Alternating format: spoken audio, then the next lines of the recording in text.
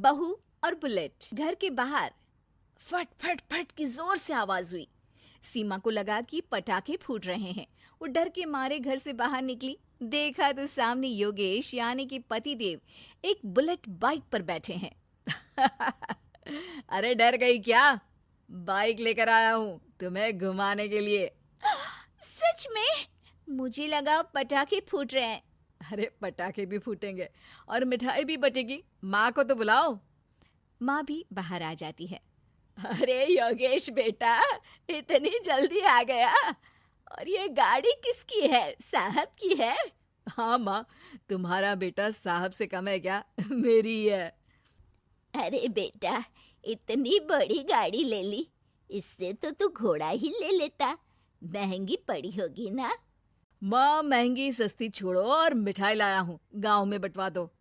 अरे बंटवा क्यों दो? पीछे बैठो, गांव में बांट कर आते हैं। सब खुश थे। योगेश गांव के बाहर एक कोयले की खदान में मजदूरी करता था।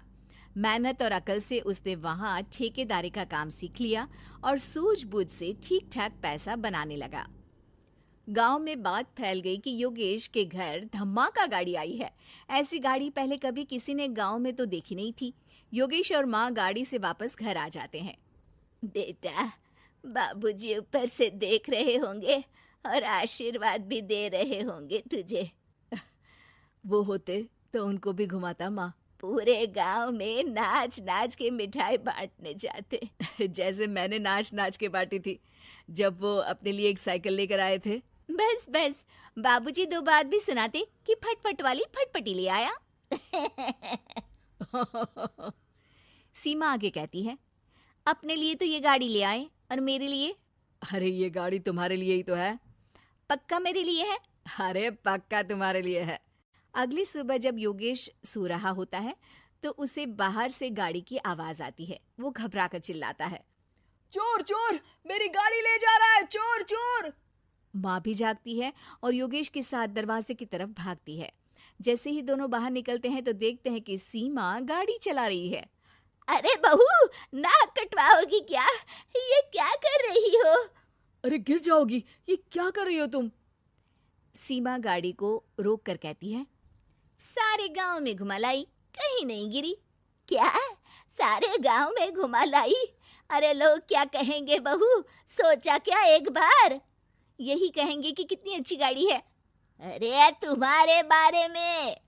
हाँ, कहेंगे ना कि देखो कितनी अच्छी गाड़ी पर बैठी है। बहू गाड़ी रखकर योगेश और सासू माँ के पास जाती है। तुमने कब गाड़ी चलाना सीखा? हमारे बाबूजी के पास पुरानी स्कूटर थी, सीख ली। फिर स्कूल में एक मास्टर जी भी ऐसी ही गाड़ी लेकर आते थे, उन्होंने सिखा दी। हाँ, स्कूल के मास्टर आजकल यही सब तो सिखा रहे हैं। पढ़ाई का कुछ सिखाते तो कुछ भला होता। अरे बहू, अब गाड़ी मत चलाना। हमारे परिवार में कभी किसी औरत ने पीछे से आगे की सीट पे आने की हिम्मत नहीं की है। तुम भी मत करना, समझी? जी समझ गई माँ जी। सीमा सास की बात सुनकर चुपचाप रसोई में जाकर उदास होकर खाना पकाने लगती है। सास सुबह सुबह मंदिर से पूजा करके लौट रही होती है। तभी उसे दो औरतें रोक लेती हैं और कहती हैं, अरे बहू को थोड़े अच्छे लक्षण भी सिखा दो। गाड़ी चलाने निकली थी, गांव की मर्यादा का कोई ख्याल नहीं है। वही तो। अरे पैसे आने लगे हैं तो क्या मतलब कि किसी रीति रिवाज को नहीं मानोगे? अरे समाज में रहना है तो समाज के ढंग से ही रहना पड़ता है। अरे लाज भी नहीं आई बहू को? चूल्हे चौके से निकलकर सीधे गाड़ी लेकर चौराहे चबूतरे नाप लिए, फट फट फट करते हुए। अरे कुछ कह देना उसे। अरे ये क्या कहेगी? बूढ़ी सास है, इनकी थोड़ी ना चलती होगी घर में। हाँ, बहू की ही चलती होगी, मर्जी भी और गाड़ी भी। सास सब सुनकर घर आती है और बहू को चिल्ला के बुलाती है, अरे नाक कटवा दी सबके सामने गाड़ी चलाकर। औरत जात गाड़ी नहीं चलाती। शहरों में तो 4 पहियों वाली गाड़ी भी चलाती हैं और हेलीकॉप्टर, हवाई जहाज भी। शहर में थोड़ी ना रहती हो मैडम साहिबा। आज के बाद गाड़ी से ही नहीं, यूं भी निकलना बंद तुम्हारा घर से। माँ सही कह रही है, कहीं भी जाना हो तो मुझे बता देना, मैं लेकर चलूंगा। आज माँ को तुम्हारे कारण कितनी बातें सुननी पड़ी। इतना कहते हुए योगेश वहां से चला जाता है। बारिश की वजह से कारखाने के रोड पर कीचड़ रहता है, इसीलिए योगेश गाड़ी घर रख कर जाता है और किसी से लिफ्ट लेकर कारखाने पहुंचता है ताकि नई गाड़ी गंदी ना हो। लेकिन शाम को इतनी तेज बारिश होती है कि उसे वापस आने का कोई साधन ही नहीं मिलता। बारिश बढ़ती जाती है। रात के 11 बज जाते हैं। रास्ते में एक नदी का ब्रिज है। अगर उस पर पानी आ गया तो योगेश कारखाने में ही फंस जाएगा। पूरी रात भूखे प्यासे बितानी पड़ेगी। घना अंधेरा, बिजली की कड़कड़ाहट और तेज बारिश। राजेश डर भी रहा था, ठंड से कांप भी रहा था। तभी उसे रोड से आती हुई एक रोशनी दिखती है। वो देखता है कि उसके सामने एक बाइक आकर खड़ी हुई है।